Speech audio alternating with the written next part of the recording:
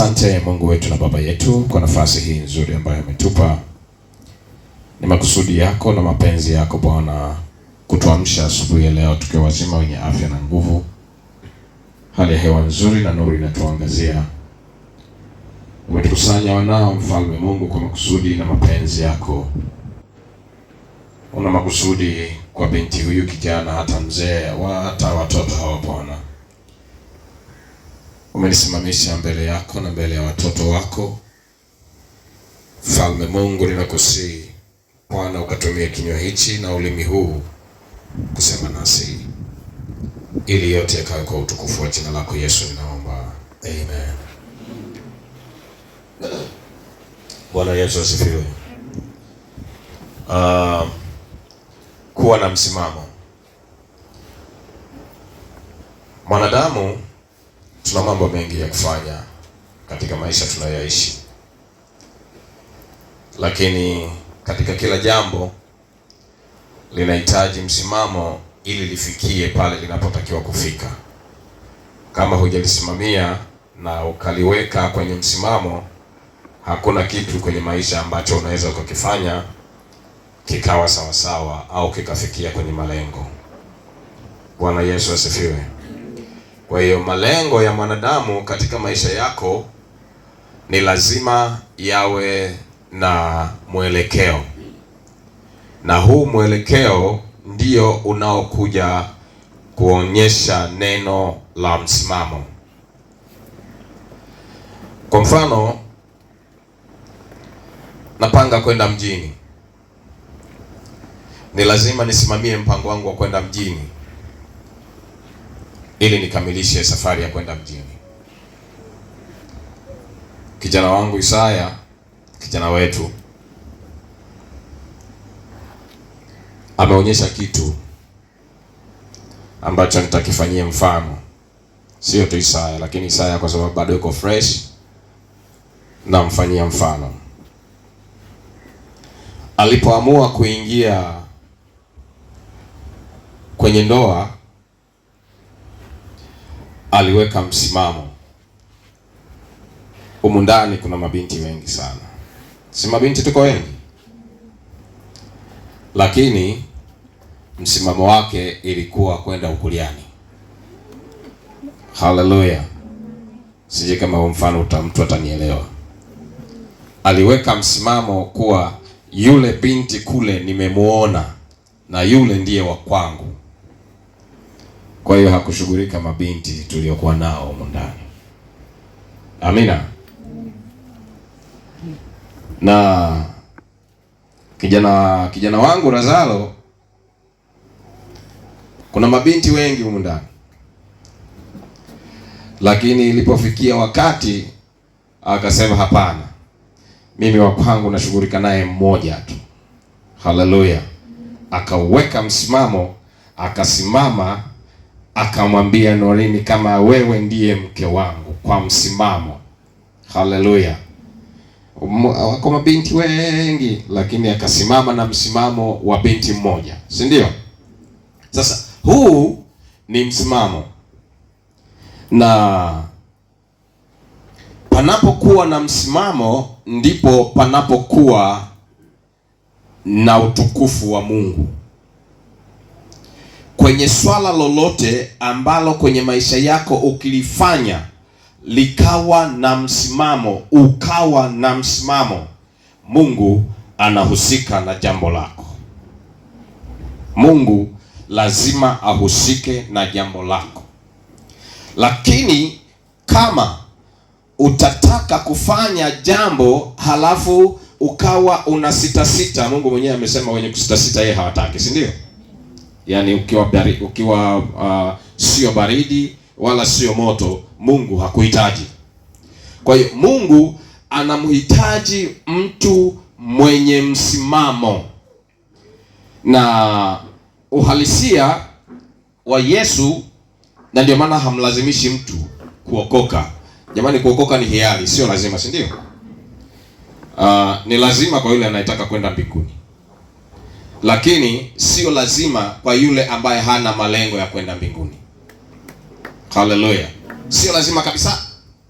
Na Yesu hakufa kwa wale ambao anawalazimisha. Hapana, alikufa na kubeba dhambi kwa wale watakaomwendea.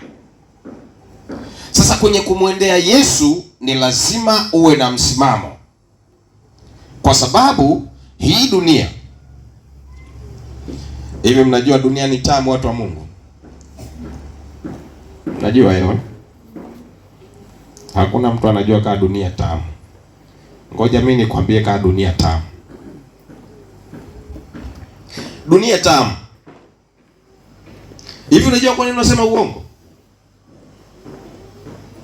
Unajua kwa nini unasema uongo? Kwa sababu uongo mtamu. Halafu kwa dakika kidogo, ndugu yangu mmoja akaniambia kuiba mke wa mtu mtamu sana. Unaelewa eh? Yaani anaiba mke wa mtu alafu anajisifu kuwa mke wa mtu mtamu sana.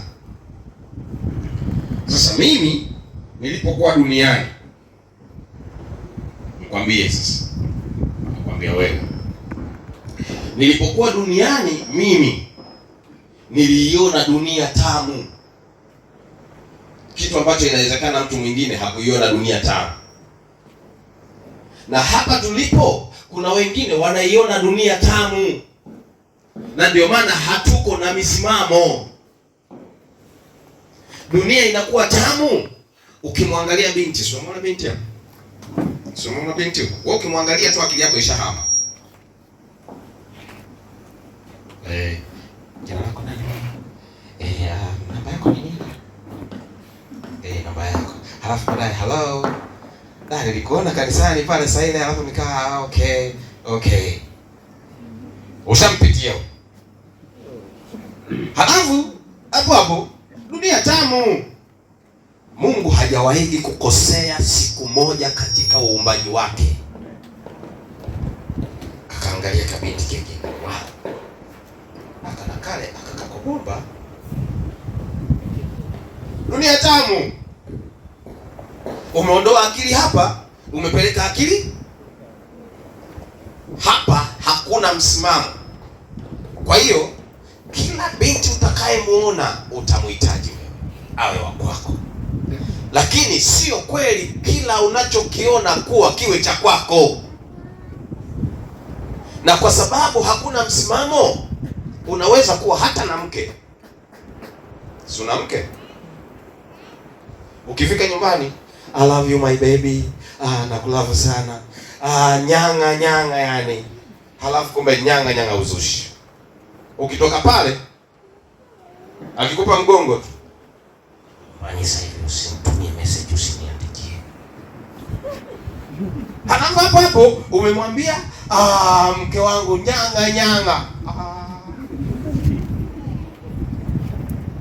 Siku mbili message inakuja inaingia wakati wewe uko bafuni. Anakuambia hani, wakati hani ndio yuko hapa, alafu hani mwingine. Ukitoka unakuta kashika kiuno. Hivi baba B. Yaani kumbe ndivyo ulivyo au? Nini? Hani ndo nani? Ovyo. Unaweza yuko jamaa mmoja tu tunaitanga hani. Yaani jamaa mmoja mwanaume mwenzio anaweza kuwa hani. Hapa kwa sababu hakuna msimamo, unakuta hii nyumba imeshapata ufa tayari. Hakuna maisha hapa tayari. Kwa sababu hakuna msimamo, hakuna mwelekeo. Yaani baba huna mwelekeo. Kwa hiyo hii nyumba sio mke anaiua hii nyumba, ni mwanaume ndiye anaiua nyumba. Na mama naye, ndio maana nasemaga hivi, ukioa au ukiolewa, ikiwezekana badilisha line kabisa. Sijui mtu mmoja ananielewa. Mnanielewa lakini? Ukioa, Isaya unanielewa upo baba? Asante baba. Ikiwezekana badilisha na line kabisa, anza upya. Kwa sababu isije ikaleta shida. Mzee Lazaro. Unapata baba? Najua lakini Wanangumie, najua mko na mwelekeo wenu. Haleluya. Sasa kwa mabinti naongelea mifano hii kwa sababu mabinti na vijana tunapita kwenye wakati mgumu, yani tuko kwenye wakati mgumu. Amina. Kwa hiyo msione na kupigieni mifano mkaona kama mbona baba kila siku anatuzonga sisi. Mungu anapendezwa sana na vijana, anawataka vijana wamtegemee na kumtumikia kwa sababu wana nguvu. Amesema mwenyewe. Lakini kwa sababu una nguvu, hapo hapo kwenye hizo nguvu ndizo anazotaka akudhoofishe ili hizo nguvu apate kuzitumia yeye kwa upande wake. Anakuondolea ule msimamo. Mabinti, mara nyingi tumekuwa kwenye mitego. Kijana anakuja, kijana anaenda kwa binti, si ndo kijana mimi? Binti yangu mimi, unajua nishakuelewa. Mimi nishakuelewa binti. Sasa wewe utakuwa, naona kama hivyo kuangalia angalia ile, yaani wewe ndo mke wangu halisi yani. Na binti sinataka kuolewa mama. Kwa utaki kuolewa? Sinataka kuolewa? Alafu mabinti ngoje kabla sijakuja huko, nakuja mama. Kuna kitu kimoja kimekuja. Mabinti wengi mnafukuzaga waume zenu kwa staili hii hapa.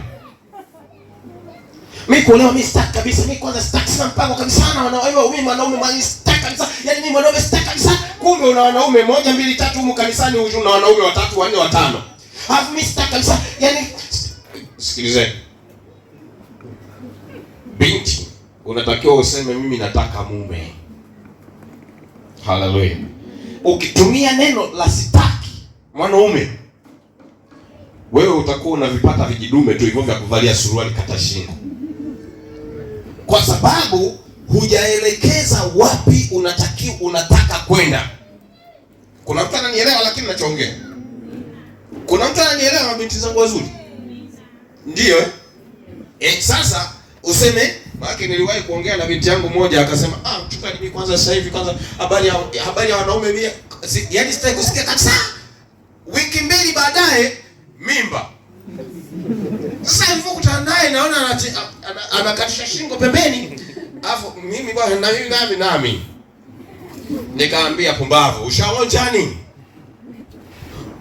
Halafu akaniangalia akasema, nishaonja nini mchungaji? Kaambia bora niangalia, alafu naona unameza mate kwa nguvu. Kaniambia mchungaji, naona unakuwa kama mchawi wakati mwingine. Kweli nikamwacha. Wiki 3 za baadaye na kanisani ameshindwa kuja. Tatizo nini? Alikuwa hataki mwanaume. Mimba ishamuonyesha hiyo. Amina. Kwa hiyo mabinti zangu, kuoa na kuolewa na vijana, kuoa na kuolewa, huu ni mpango halisi wa Mungu. Yaani kuolewa sio ubwege na kuoa sio ubwege. Lakini kama hujafikia wakati wa kuolewa, usilazimishe. Isipokuwa kwenye kuto kulazimisha, watu wa Mungu, ni lazima kuwe na msimamo. Yaani kama huna msimamo, mabinti zangu, si mnaona vijana msioa, msimameni. Simameni. Si wanangu? Kama umekubali kuwa wanangu, basi simama kama hujaoa. Wa kwanza anazaa. Amina. Tuko wengi. Familia kubwa. Mungu awabariki sana. Kaeni vijana wangu. Mabinti, hebu simameni. Wanangu mie simameni. Wewe kama hujaolewa tu, wewe simama. Kama hujaolewa wewe simama tu, wala usione shida. Tuko wengi, familia kubwa. Mungu awabariki sana. Tukae. Sasa nikwambieni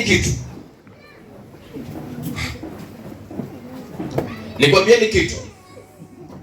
Kwenye kuoa na kuto kuolewa, na kwenye kuoa na kuolewa, ni mambo yanayokutaka uwe na msimamo na mwelekeo. Sijui kama kuna mtu atanielewa. Yaani kuoa, juzi nilivyokuambieni habari ya kuwa ndoa ni washawasha, alafu nikakuacheni pale. Kwenye semina wengine wakaona nimewazingua. Sikuwazingua. Ninakutakeni hivi, naanza na mabinti zangu. Kwanza tafuteni hela. Kama hujampata mchumba, hata umempata mchumba, tafuteni hela. Yaani nakutakeni muwe na hela. Haleluya. Ukiwa na hela hudanganywi kizembe. Unanielewa? Ukiwa na hela hudanganywi kizembe. Lakini kama ni mvivu, hutaki kufanya kazi, au unachagua vijikazi, nakwambia hivi, si mimi mnaniona hapa, msije mkaona wachungaji ndio wachungaji. Wachungaji wengine moto bene. Wachungaji wengine tuko fire. Mara binti yangu huyu sasa tutakutana Stone Town mara kesho kutwa binti yangu niko Stone Town, wewe uko wapi mama? Baba mimi niko Nunge. Basi chukua hapo, nachukua bajaji tu afu njoo. Bajaji tena mpaka Stone Town. Mchungaji wangu huyo. Tuko hatupo? Tupo hatupo? Tupo hatupo? Sasa kama huna msimamo sijakumaliza. Hivi mnanielewa au nachekesha?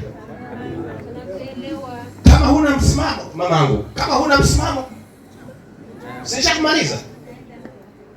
Nakupeleka na maji. Alafu pale nichakupeleka na maji, alafu nakuachia. Alafu narukia kwa wengine. Sasa baby, yani baby daughter huyo Sasa baby, na mchungaji sasa baba kumbe ushaumia. Unakuta mabinti huko ndani karibu wote nishajichanganya.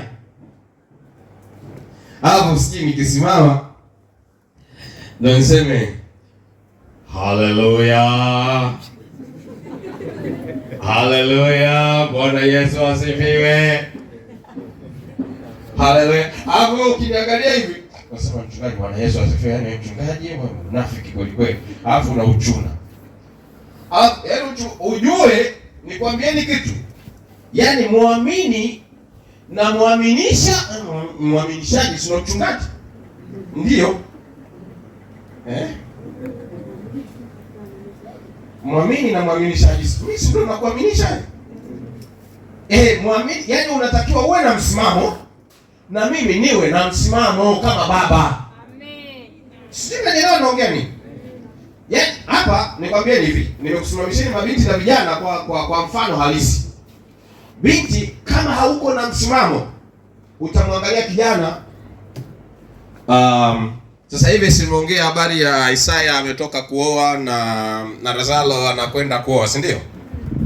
Sasa kama hana msimamo, hivi mnajua ndoa nyingi zinaharibikaga siku ya pili, siku ya mwisho, kesho harusi. Mnajuaga hiyo? Anaenda kuaga makoloni kwanza.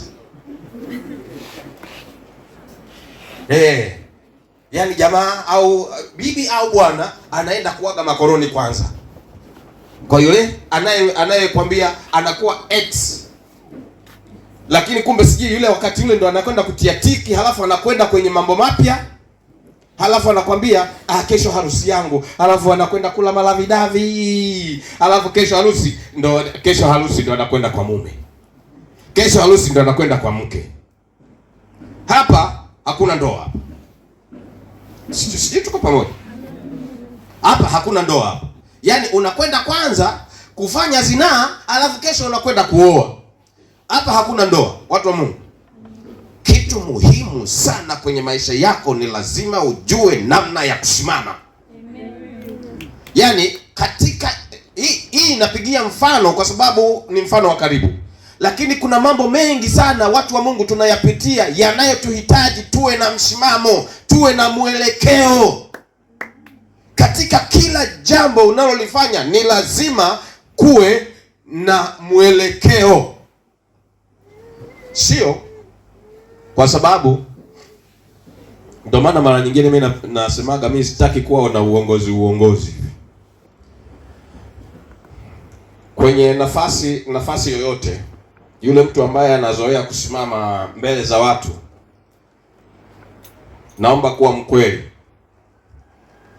Mara nyingi kama huna msimamo, lazima utakuwa malaya.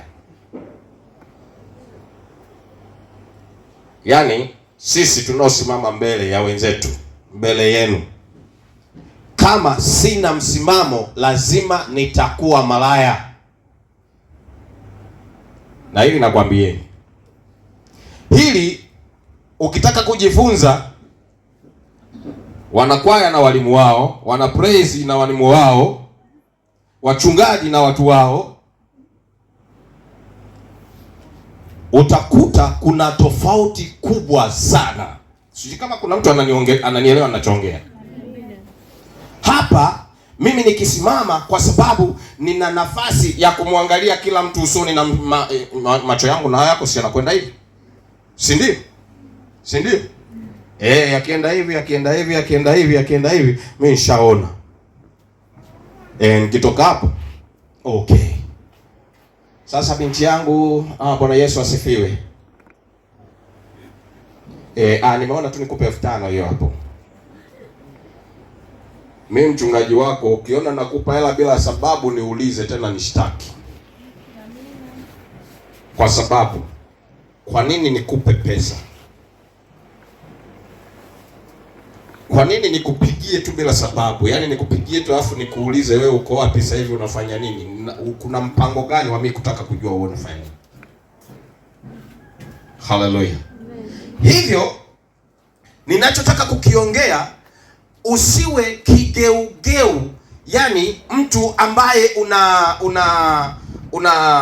unaelekea huku halafu mara unaondoka kule. Yani usiwe mtu usiyeeleweka. Kuwa mtu mwenye msimamo na mwenye kuelekea wapi umekusudia kwenda. Hallelujah. Ukisimama, simama. Mungu anahitaji akupe kilicho bora, sio akupe bora akupe. Mungu anahitaji na makusudi yake akupe kilicho bora, lakini bora hicho kinachotakiwa kuwa bora kinatokea kwenye msimamo wako. Hallelujah. Kilicho bora kinatokana na msimamo wako. Lakini kama mtu wa unakwenda huku, I love you my baby, my honey. Ukitoka hapa baby, ukitoka hapa honey. Unajua nikwambieni kitu? Ndio maana mara nyingi hatubarikiwi na mambo mengi, ni kwa sababu hatuna misimamo. Yaani zile baraka jamani, watu wa Mungu haziji tu. Baraka zinakuja na mwelekeo. Una mpango gani? Mpango wako unausimamiaje? Unakwenda wapi? Huko unakokwenda kuna nini? Umepanga nini? Hallelujah. Sasa tatizo kubwa ni vigeugeu. Mfano, napenda sana kupiga mfano kwa watu walio karibu na mimi. Usikasirike kitu sana.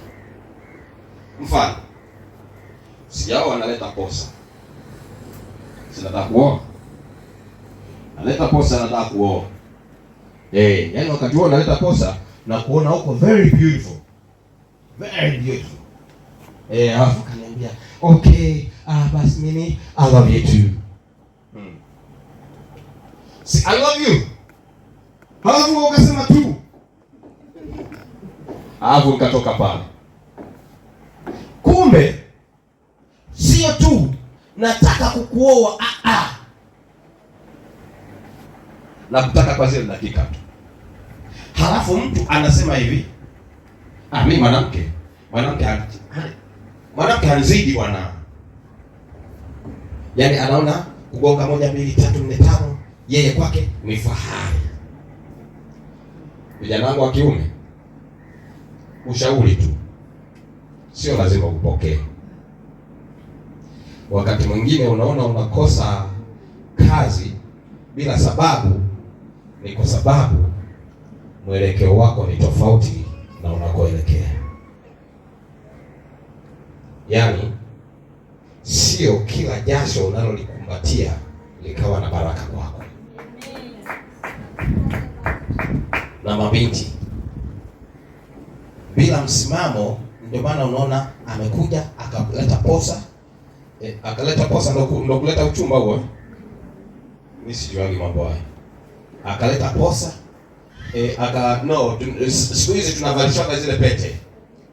Unavishwa pete, unaambiwa hii hapa engagement, si ndio? Okay, usiolewe na mtu mwingine, alafu baada ya wiki mbili hivi hata kukuona staki. Ukinipigia mteja unayemtafuta hapatikani, au unayemtafuta yuko busy.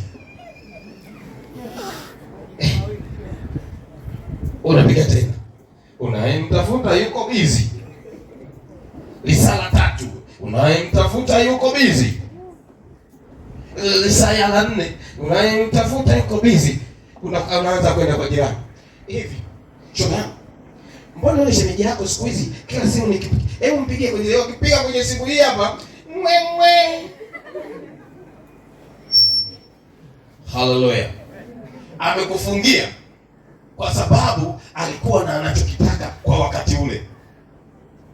Sasa mabinti zangu, sio kila mtu anayekuja kukuambia nataka kukuoa, iangalieni hii technique na kuambieni mie. Hallelujah. Sio kila kijana anayekuja kwako, sijui unajua, anakuangalia kwa sababu unameremeta kama hivyo hivyo. Unajua? Na vijana tutakage vile vichafu vibovu vile. Hamna. Kijana unatafuta kile kinachong'aa. Hata kichafu nani anataka? Unatafuta kile kichwa kile ngai, unajua? Hapo kitoka hapo, natoka hapo naenda zangu kwa mshikaji. Kwambia kamata kitu. Kamata kitu. Ongea kitu, unajua ongea toto. Toto gani? Kwani hatuongeaje hayo? Hatuongeaje? Tunaongeaga. Mimi nimechukua chombo bwana kuongea kitu. Alafu jamaa anakuambia lakini wewe mfujaji tu, wewe kuoa hata hujuage, rafiki yangu watoto wa watu wanacheza. Hamna, mimi si bado kijana sasa hivi kwanza hata hivyo hata yule kashakuwa hana mpango yule. Kashapiga, ushampitia mara 2 mara 3, kashakuwa hana mpango. Unatafuta shoga yake alafu usikue pumbavu. Amina. Kijana usikue pumbavu. Amen. Yaani nisikilize vizuri. Sasa sije nafundisha ndoa, sije nafundisha. Kijana usiwe pumbavu. Sio kila mwanamke unayemwendea akakukumbatia ukamkumbatia ukatoka jasho ukafikiria pale kuna baraka. Mingine unazoa mikosi. Mingine unakutana na majini ukavaa kikata sijui, alafu ukija ukama mchungaji niombee, pumbavu. Unanipa mpaka natoka jasho. Kwa jina la Yesu, toka wewe pepo, toka wewe pepo, toka. Kumbe pepo zinali limekugandisha na laana, mikosi na balaa zote, alafu unakuwa unatupa kazi wachungaji.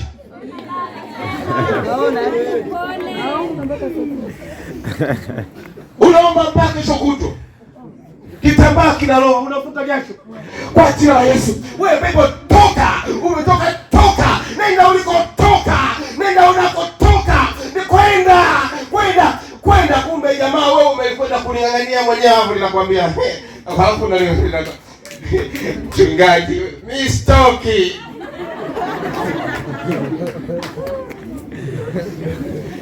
Kweli naungua lakini mimi sendi. Hapo mwisho ninajua basi natoka, kumbe ninanyamaza.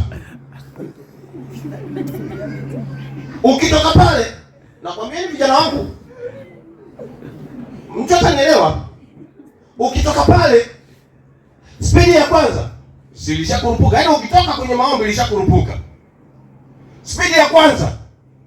Pepo ngono ni pepo moja bovu sana. Lakini unaweza ukakontrol na ukatoka hapo kwa jina la Yesu. Ni moja tu. Yaani ni njia moja tu ya kutoka pale. Ni lazima uwe na msimamo. Haleluya. Ni lazima uwe na msimamo. Usiwe huku ukawa huku.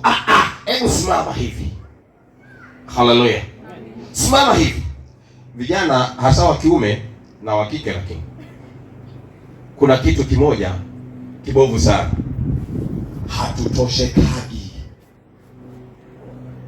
Hatutoshekagi. Unajua, naongea na watu wa Mungu. Mnajua watu wa Mungu, siku moja nikaa nakula ugali, nikaa najiuliza maswali mwenyewe. Nikala. Alafu unajua mimi kila kitu najifunzaga. Kwangu kila kitu mimi ni somo. Nikala, alafu nikasema, hivi nimeshiba? Nimechoka? Au yaani chakula na shiba au nachoka kula? Mtu mwingine ataniambia unashiba. Lakini kama ningekuwa na shiba, ningekuwa siwezi kula tena kwa wakati fulani. Lakini nakula, alafu baada ya dakika kadhaa hivi tena nataka. Kuna mtu mmoja yuko na mimi. Nakula, alafu baada ya dakika kadhaa nataka. Sasa nikitaka kula niende kuomba kwa watu?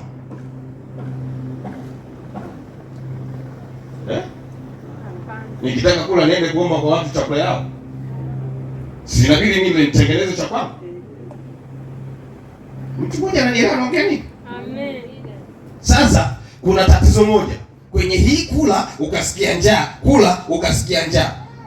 Siku moja wakati mimi nalewa, nikaletewa pombe nyumbani.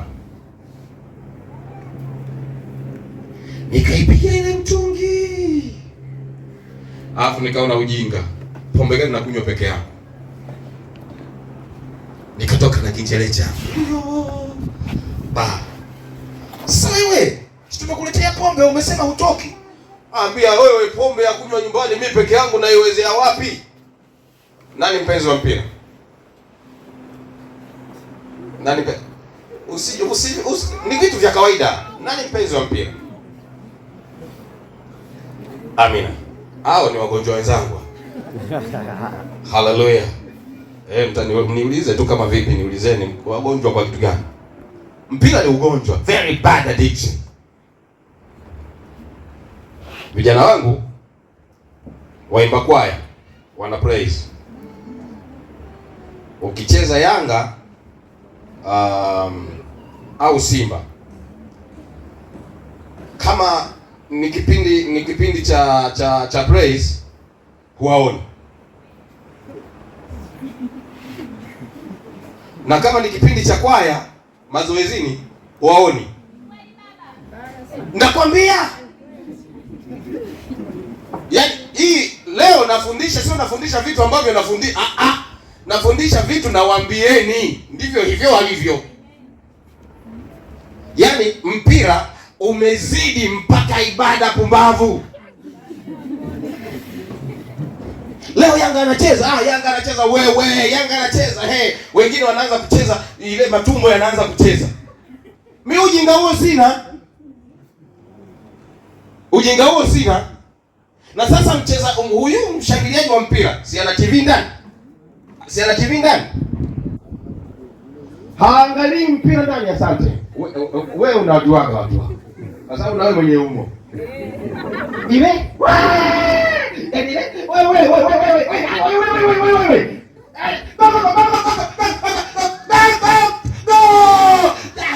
Yaani yule pale kakosa, yaani yule.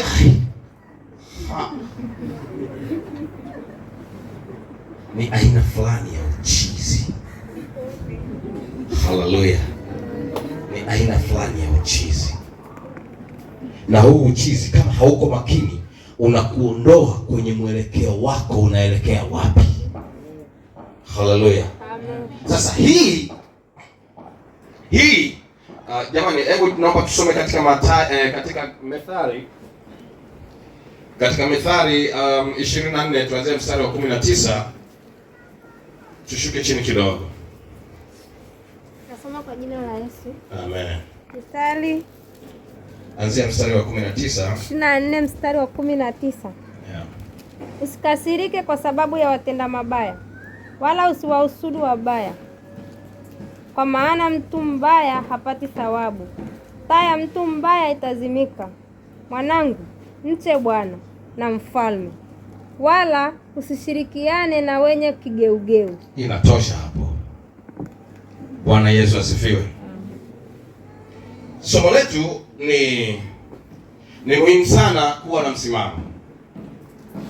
Sasa unaweza kuwa ni Methali ya 24 mstari wa 19 na mpaka wa 21.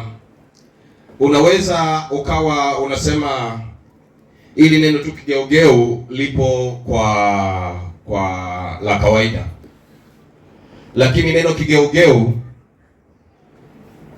yani mtu kigeugeu ni mtu mmoja mbaya sana. Kwanza huwezi kumwamini.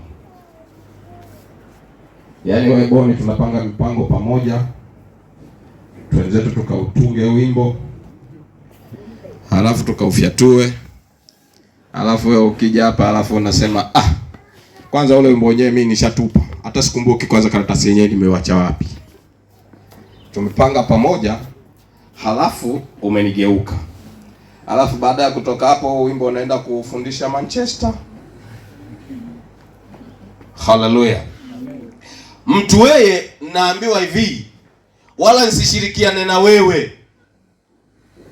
Sasa mwenye msimamo yoyote, mtu yoyote mwenye misimamo yake, mwenye kujua mimi natakiwa kuwa nani, nifanye nini, hashiriki mambo ya uzembe. Hallelujah. Amen. Yaani nikigundua kama wewe ni kigeugeu, yaani tunapanga mipango pamoja. Zoezi letu tunaanza saa 9. Halafu wewe ikifika saa 9 unaniambia mbona tulipanga saa 11? Wewe sio mwanachama mwenzangu. Hallelujah. Na nikikugundua na kufungia hata simu, na inawezekana nikakufukuza kwenye idara. Hallelujah. Kwa hiyo nyie wanakwaya, leo siongei kwa kukopesha. Wanakwaya na wana praise, watu wa Mungu, msimamo ni kitu kimoja muhimu sana na ni cha kimungu. Hallelujah. Mungu kaweka ndani yako kitu ambacho anataka akutumie. Kwa hicho tu watu wanabarikiwa, na baada ya watu kubarikiwa wanakwenda kuwa baraka sehemu nyingine kutokana na wewe. Halafu wewe unaficha kile kitu ambacho Mungu amekusudia kikawe baraka, kikazalishe baraka kwa wengine, unakificha. Nakwambia hivi, Mungu anaweza kufanya vitu vya peke yake sana, halafu hautaona tena kile ulichokuwa unajidai nacho. Amesema msipopiga makelele nitanyanyua haya mawe yakafanya nini? Yakapiga makelele. Kwa maana hiyo, hicho ulichokipewa unahitaji sana kukisimamia. Hicho niko na mtu mmoja darasani huko. Yaani hicho ulichokipewa, mama yangu, kama umepewa kitu fulani, huduma fulani ya kimungu, hakuna mtu asiyekuwa na huduma. Kila mtu ana huduma yake. Amina. Lakini sio huduma zote lazima ziwepo kanisani. Mwingine unaweza tu kuwa mama wewe ukajiona kanisani kama huna mpango fulani. Lakini ukitoka hapa kanisani, ukifika sehemu fulani, wewe Mungu anakutumia sehemu fulani. Inawezekana wewe ndiye unayewabadilisha wale wafuta bangi, walevi wakubwa, walevi ambao watu wamewakatia tamaa, lakini ukiongea naye tu kama unajua Mungu hapendi. Yaani wewe huoni kama unajiharibia maisha. Akiangalia tu lile neno lililotoka kwako, akilala akikurupuka na yule binti kaniambia, yaani mimi ni mtumwa. Mimi leo sitaki kwenda kwenye utumwa. Yaani mimi nimekuwa kama mtumwa. Kwa hiyo kuna kitu ambacho kinaanza kufanya kazi. Kwa hiyo Mungu amempa kila mtu kitu cha kufanya, kwa sababu wewe ni kinywa chake, wewe ni mkono wake, wewe ni mguu wake, wewe ni kiungo katika mwili wake. Haleluya! Lakini Mungu, tunakuwa tunajisogeza pembeni tukamwacha Mungu, halafu tunapokuwa tunafikia kwenye maumivu, ndiko pale tunaposema sasa Mungu kaniacha. Jamani, Mungu hajawahi kumwacha mtu wala hajawahi kusogea pembeni, isipokuwa sisi ndio tunamwacha Mungu. Unaondoka halafu kwa kiburi zaidi. Niko na wanakwaya kwa kiburi zaidi. Yaani mimi kama mimi ndio nishaondoka. Yaani ile kwa yenyewe ile. Nikwambie hivi, usipoimba wewe, Mungu atanipa sauti nitaimba. Amen. Haleluya. Halafu nikwambie kitu. Hichi nilimshangaaga Mungu tulipoanza ili kanisa. Tulianza wawili kwenye kibanda kimoja kilikuwa pale pembeni. Hii nyumba ilikuwa ina watu zaidi ya 60 siku hiyo. Zaidi ya 60.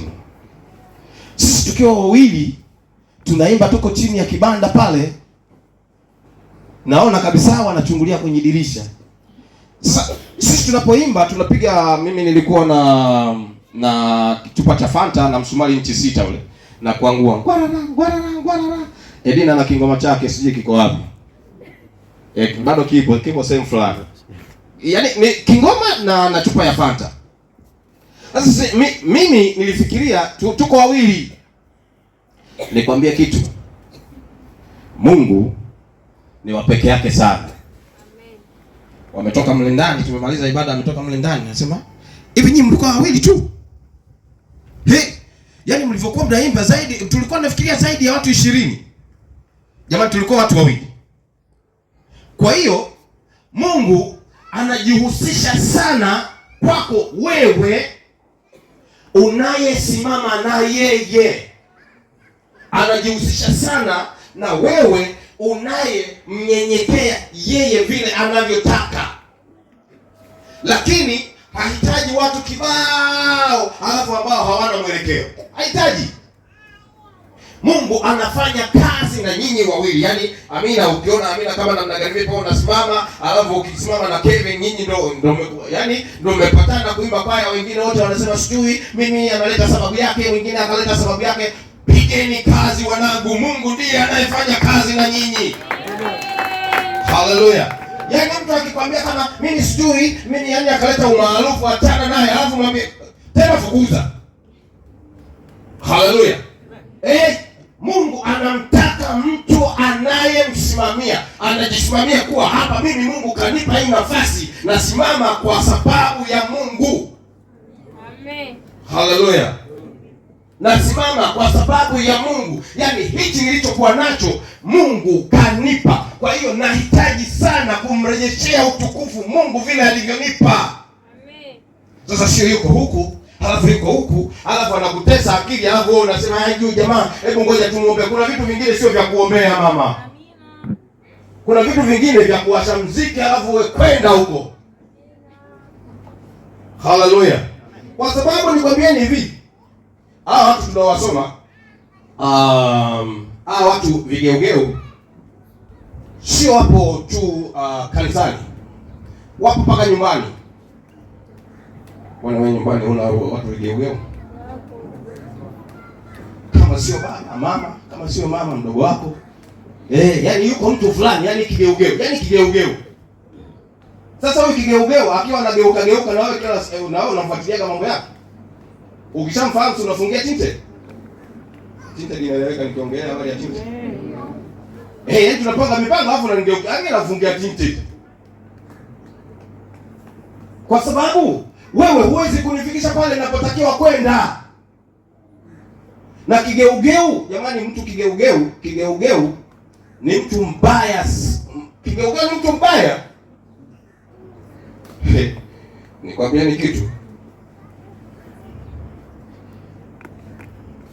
Hii ni kubwa.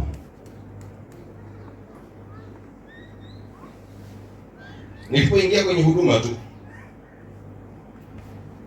nilikwenda kupanda kanisa sehemu fulani. Nimepanda kanisa, kwa kawaida si tunatakiwa kuzalisha makanisa. Sasa nimepanda kanisa, nimeambiwa kwa nini umepanda kanisa kabla hujatuambia? Yaani na viongozi wangu wa juu. Kwa nini umepanda kanisa kabla hujatuambia? Wakanikata maini. Nikaachia pale, nikaona nimewakosea viongozi wangu. Nikaja tena lingine likazaliwa. Nikaambiwa hili halikuhusu.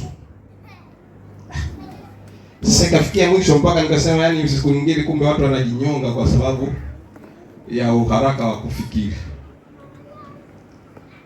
Mungu atusaidie sana. Vigeugeu sio tu wapo majumbani, sio tu wapo kwenye siasa, vigeugeu wapo mpaka hapa tunapoongea wamo ndani. Lakini usiwe wewe. Haleluya. Mungu ametupa uwezo wa kufanya mambo kwa niaba yake. Lakini shetani yuko makini sana kuangalia ile niaba ya Mungu iliyo ndani yako aiharibu vipi. Sijui kuna mtu ananielewa? Ile niaba yake Mungu kwako ndicho anachokitafuta shetani akiharibu vipi. Umepewa uimbaji, sasa umekuwa superstar. Umekuwa yani hakuna mwingine. Nimepewa uchungaji, basi nitaangalia yani kwa namna yoyote, mimi ndo mchungaji, mimi ndo mchungaji. Mimi uchungaji wangu jamani ni safari ya kwenda mbinguni tu. Haleluya. Yani sijiboast kwa sababu mimi mchungaji. Mimi uchungaji wewe ukitaka chukua uchungaji wako kama ni dini.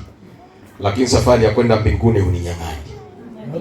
Na sasa kwenye msimamo wako ninayotaka nikwambie mtu wa Mungu, usimame kwa namna yoyote kwa sababu Boni kanikera sijui, kwa sababu Boni kanikera basi mimi huduma yangu mimi naacha.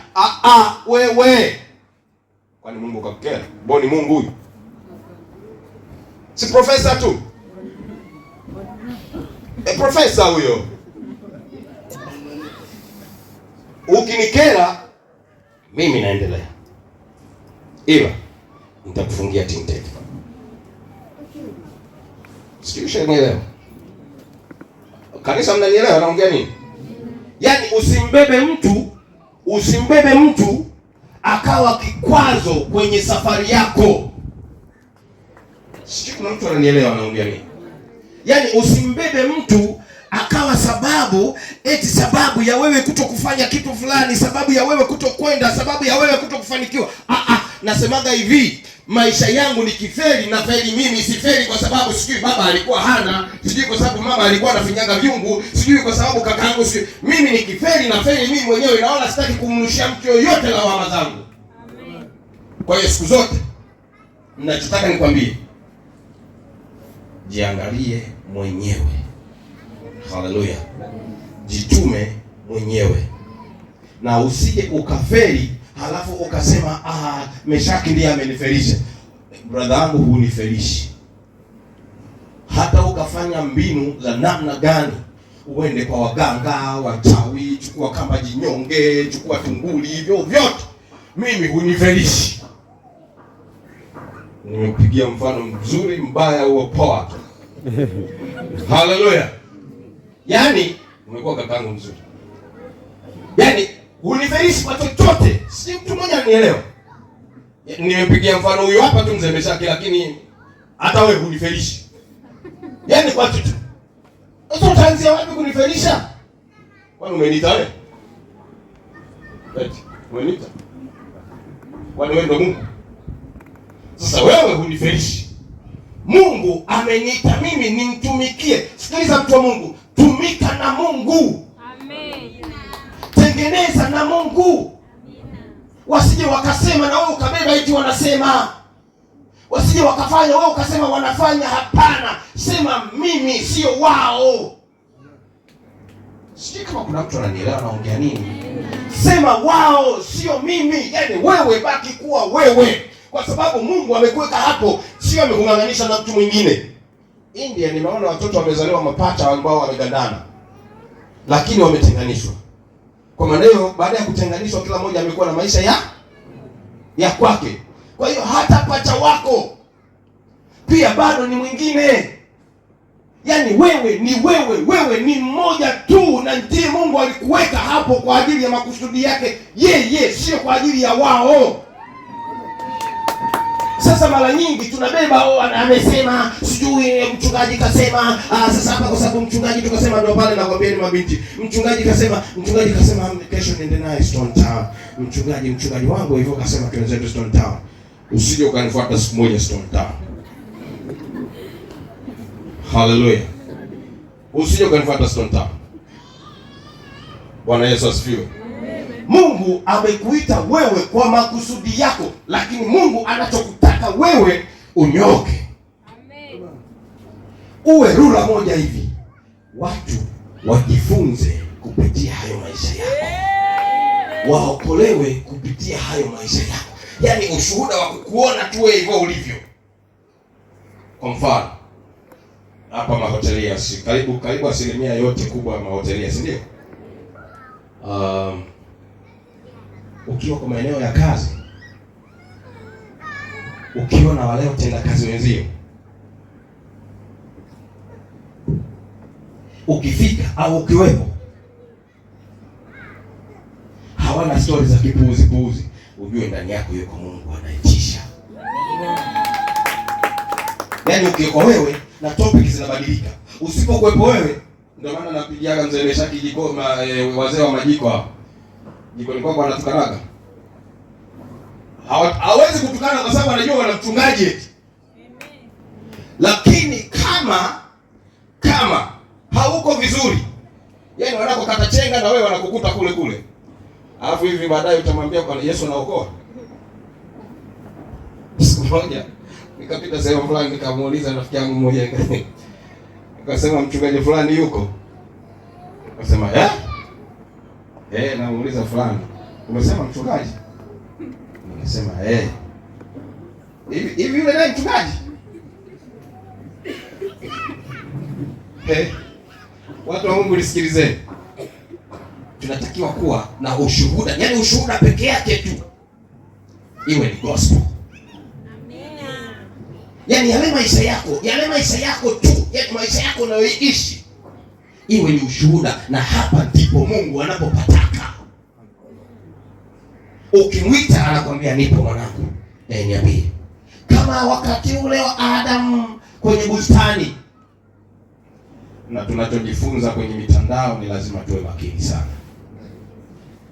Mafundisho yetu ya kwenye mitandao tuwe makini sana. Watu wa Mungu, Adam ndiye aliyepewa kila kitu. Na Adam kuulizwa wewe uko wapi ilikuwa ni haki yake, kwa sababu Adam ndiye aliyekabidhiwa ile bustani, asingeulizwa Hawa. Sasa wanawake siku hizi mnajipa ujiko kwa nyinyi ni zaidi ya Adam. Msijifundishe upuuzi huo. Mnasikia, mnaelewa? Naelewa. Yaani nyinyi ni wanawake tu. Sasa eti Mungu akatafuta, akawaona, akamuuliza Adam, mbona umejificha? Kwa nini hakumuuliza Hawa? Yaani nyinyi nanyi mnajifunza mafundisho haya. Sikilizeni. Adam kwanza, alafu Hawa. Maswali yote yanamhusu Adam, yanayohusiana na ile bustani na kuumbwa yanamhusu Adam. Adam ndo anatakiwa ajibu maswali, sio Hawa. Haleluya. Hivi mnajua wakati ule wa kwanza mwanamke alikuwa hahesabiki? Au hamjasoma hivi? Sasa mmepata uhuru, mmefunguka, mmekuwa 50-50, sio? Kwa hiyo hata mitandaoni tunapojifunza, watu wa Mungu, tuwe tunaangalia tunajifunza nini. lakini wanawake ni jeshi kubwa. Na ni kweli nyinyi bila sisi sisi bila nyinyi, yani sisi bila nyinyi hatuendi. Na ndio maana kwenu, yani sisi kwenu ni mazombi fulani, au sio kweli? Vidume kweli, sio kweli? Mungu mtaalamu anakwambia eti kiumbe dhaifu. Anayekwambia kiumbe dhaifu, msikilize kwa umakini, alafu mtafakari sana. Watu tumeambiwa tuishi nao kwa akili. Kama huna akili huwezi. Haleluya. Kwa hiyo ninachotaka kusema, tuangalie katika Galatia 6. Tumalizie. Tuangalie katika Galatia 6 mstari wa 9. Mtu mmoja asome pale au mtasoma? Galatia 6:9. Galatia 6 mstari wa 9 inasema, tena tusichoke katika kutenda mema, maana tutavuna kwa wakati wake tusipozimia roho. Haleluya. Amen. Maandiko yanasema, huyu ni mtume Paulo kwa Galatia, anasema tena tusichoke kutenda mema. Sasa inafika wakati fulani kanisa, yani nikiongea na kanisa napenda kusema wewe. Kanisa ni wewe mmoja. Sasa wengine kama kanisa tunachoka kutenda yaliyo mema kwa sababu ya vitu au watu. Sijui niko na mtu mmoja huko darasani. Tunachoka kufanya vizuri. Jamani, sifiwa na Mungu tu inatosha. Hivi mnafikiria kama mimi ninapokuambia gani mimi najikubali mwenyewe? Mnanielewa huu mfano na kuaga nasema kwa nini nasema hivi? Yaani Mungu kanikubali. Alafu mimi mwenyewe najikubali kuwa Mungu amenikubali. Sasa wewe mtu mmoja akasema hivi na shaka yake, wewe nafikiri wewe kani wewe mchungaji? Ala. Mimi mchungaji kwa sababu nimepewa nafasi hii na Mungu. Kama wewe mwanadamu utasema mimi sio mchungaji, ni wewe. Lakini kwa wakati huu kanipa nafasi ya kusimama mbele ya watu. Haleluya. Na kama kanipa nafasi ya kusimama mbele ya watu, siwezi kusema sijui askofu sijui kanisimamisha. Nitasema Mungu kanisimamisha na nitaisimamia nafasi yangu. Haleluya. Sio kwa sababu wamesema. Unajua mimi nimeambiwa mimi mchungaji muuni. Sasa sio kwa sababu ananiambia mchungaji muuni basi na mimi niseme mimi kwa sababu ni mchungaji muuni basi mchungaji staki. Kwa sababu mimi mwenyewe nilikuwa muuni lakini mimi sasa sio muuni. Haleluya. Sasa kuna shida inayokujia hapa. Wakishasema wewe unabeba lile burungutu. Linaanza kuwa na misumari tena ya moto, inchi 6, nyingine inchi 8, nyingine ya boti kabisa. Wewe umebeba. Ukikuruka huku unatoboa, ukikuruka huku unatoboa. Mimi siwezi. Eti mimi siwezi. Yaani wewe sikiliza nikwambie, yuko mmoja tu anayeweza kusema kitu juu ya maisha yako, ni Mungu aliyekuumba na mwenye mamlaka yote, anaitwa Mungu kupitia jina la Yesu. Hawa wengine wote wanakushughulisha tu ili usifanye makusudi ya Mungu. Sijui kama kuna mtu ananielewa au naongea peke yangu. Sasa mwingine, unajua hivi kwa nini? Hivi unafikiri kwa nini? Unatoka kanisa hili, unakwenda kanisa hili. Unatoka kanisa hili, unakwenda kanisa hili. Unatafuta nini? Mzee, wewe muumini wa wachungaji 7. Kwenye Unguja hii tu. Wachungaji wote 7. Baba zako wa kiroho na mama zako wa kiroho. Unatafuta nini? Pako si. Nikwambie kitu. Upako unatembea nao. Amen. Unao upako unaitwa jina moja tu la Yesu. Sio yeye mchungaji Yesu sijui hivi. Mnajua sasa hivi makanisa ya mitandaoni, mchungaji huyu anamsema huyu. Mchungaji huyu anamsema huyu. huyu sijui huyu mwanga, sijui huyu mchawi, sijui. Yaani tuna hata habari ya kumhubiri Yesu, sasa tunahubiri habari za wachungaji. Mimi sina time na mchungaji kumhubiri habari ya mchungaji. Wewe mchungaji, kama una ya kwako, fanya ya kwako, ongea ya kwangu, lakini ya kwako mimi sina habari nayo. Nasema hivi, ninayemuongelea kuwa Yesu anayeokoa, na huyu ndiye anayetaka nisimame. Sio nimesimama kwa sababu ya mtu, hapana. Simama kwa sababu ya Mungu aliyekuita. Bwana Yesu asifiwe. Simama kwa sababu ya Mungu aliyekuita, lakini usisimame kwa sababu ya wanasema, wanataka, eti kwa sababu wanasema. Hivi hawa ni wakina nani? Hawa ni wakina nani? Yuko anayesema na yuko anayetaka nifanye nini mimi kwenye maisha yangu, lakini sio wao. Haleluya. Sio wao. Hakuna mtu mmoja anataka uendelee kwenye maisha yako. Wengine baba zetu, wengine mama zetu, wengine kaka zetu, yani tena wa karibu mno. Au haya watokea wa karibu mno, akiona tu umevaa kisukuna, mwenzangu siku hizi unavaa kingonga. Sijakipiga kiwi inafika sijui miaka mingapi, mimi nakivaaga tu. Akiangalia, yani mpaka mwenyewe nakivaa, wakati mwingine anajicheka, lakini yeye akiangalia, yani unangonga. Sisi nayo ndio ya kwangu. Yani umeipata pataje? Mimi nimeulizwa maswali hayo. Umeipata shilingi ngapi? Nataka kitu cha 3000, unauliza shilingi ngapi? Kwa hiyo hakuna mtu anataka uwe na kitu kizuri. Hakuna mtu anataka uende hatua moja mbele. Hakuna.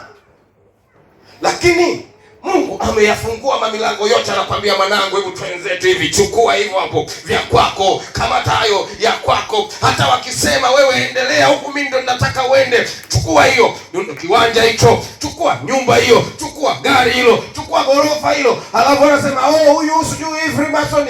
God has got everything, and you can have everything when God wants you to have it.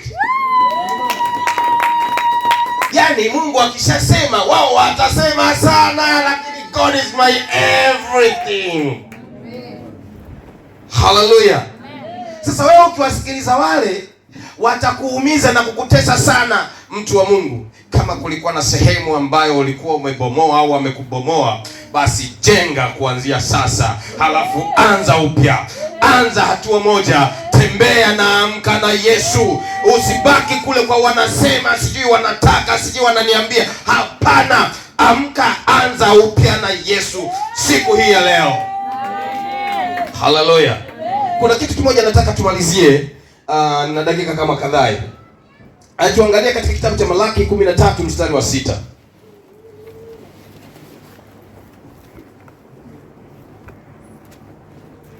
Malaki 13.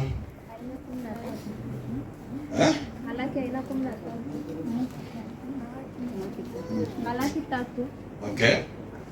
6. Nasoma kwa jina la Yesu. Kwa kuwa mimi Bwana sina kigeugeu. Ndiyo maana ninyi hamkuangamizwa, enyi wana wa Yakobo. Haleluya. Amen. Mungu wetu hana kigeugeu. Mungu wetu, Malaki 3. Mungu hana kigeugeu. Mungu akisema nitakubariki, hageuki akasema nimekulaani. Haleluya. Mungu akisema nitakupa, hageuki akasema basi kwanza. Akisema amesema. Na ndio maana unaona unapobarikiwa wao wanakulaani, lakini kila wanavyokulaani wanaongeza baraka juu yako. Yaani wanafunga milango, alafu wanapofunga milango ile milango ndio inaongezeka kufunguka. Amina. Yaani wanafunga milango, alafu milango wanaona wamefunga, kumbe wamefungua na madirisha mengine wamesahau wamefungua. Hivyo ndivyo alivyo Mungu.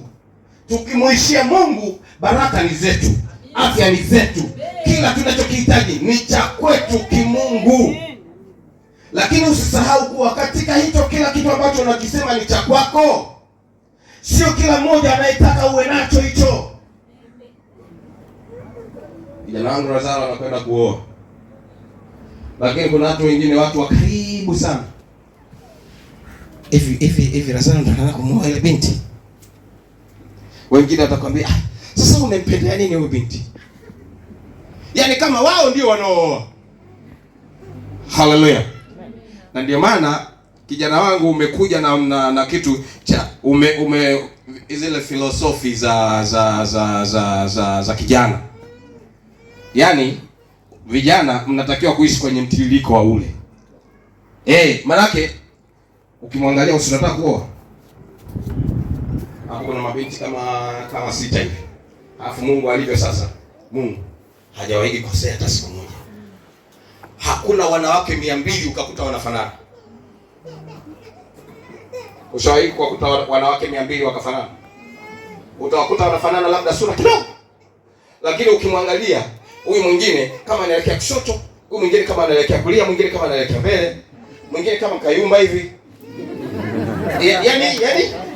Yaani Mungu bwana, Mungu mtaalamu wewe. Yaani ukimwangalia huyu kama kenda hivi na huyu kama kenda hivi, alafu huyu kama karudi hivi. Alafu ukiangalia unaona sasa hapa sijui vipi. Ndio maana ndugu yangu kaja akasema hivi, usichague sana, ukichagua sana utachukua koloma. Haleluya. Sasa watu wa Mungu, kitu muhimu sana cha kuangalia ni hivi.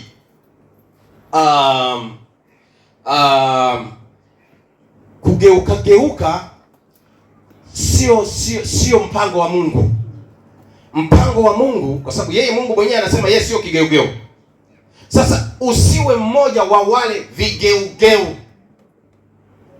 Yaani tusije tukapanga mamoja alafu baadaye ukatuacha alafu ukakaa kimpango wako.